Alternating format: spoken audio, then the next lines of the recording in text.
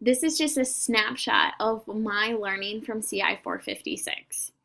So first I want to start talking about the four technology frameworks that we talked about. TPACK we learned extensively in 201, but the SAMR and the Technology Integration Matrix, as well as the Technology Integration Planning Cycle for Literacy and Language Arts, were new to me. And I think it's important that we know these because as teachers, we have to have our everything based in research, and we have to have reasoning behind the way we teach. However, I don't think it's important to pick a certain one because they all have a common goal.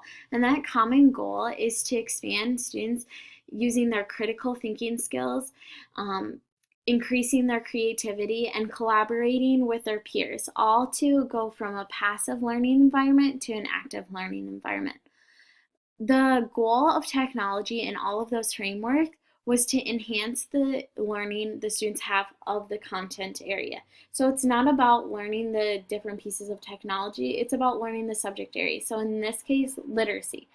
How does technology increase their reading, their writing, their word study? And in order to do this, you have to look at the affordances and constraints of each technology that you're using.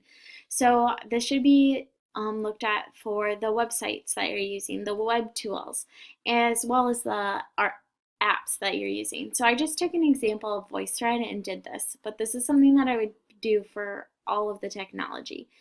So VoiceThread is a website, which means that it is available on various devices, which is important because I don't know what kind of school I'll be in, so I don't know what kind of devices will be available. Maybe I'm in a school that I can only get to the computer lab once in a while, but it's one-to-ones with iPads, so that makes a difference.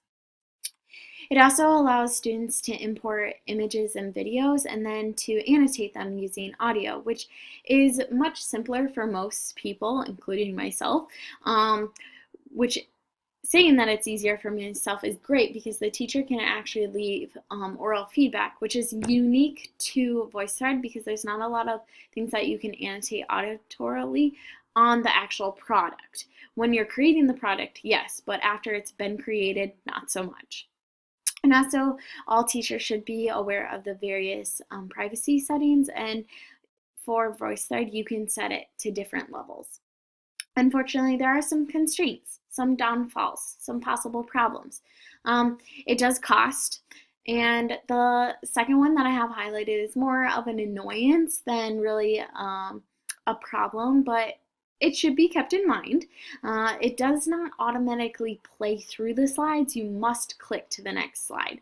So this could be really important depending on what you're trying to do, and it should be kept in mind. Lastly, I want to talk about digital reading.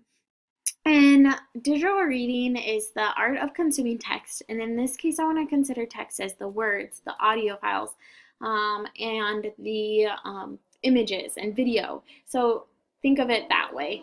That way it's more broad and encompasses more that we learned in the class on a digital device or a platform. And so there's some pros and cons to that. Again, those affordances and those constraints. Some pros are that it's easily differentiated.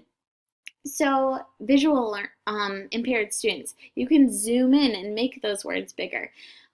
For my EL learners that are still struggling to decode words, there's those audio playing ebooks that are wonderful, and you can choose whether the audio reads it or the student just reads it by themselves.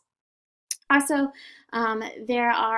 you can change for ability levels. On some apps, they have the teacher has the ability to pick the Lexile level. So it's the same content, but just different vocabulary used to help the students understand and comprehend that article.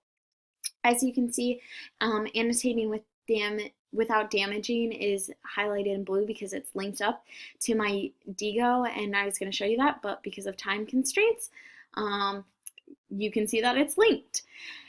Also, digital reading is easily navigated. You can Control F to find a certain word or a subject, and you can scroll down to find the heading that you need rather than flipping through all the pages. Also, access. You can have a small device that carries several different books as long as you're connected to the internet. rather than carrying piles and loads of books to get that same information through printed um, media. Some cons of digital reading is that the cost of the device initially, it is expensive.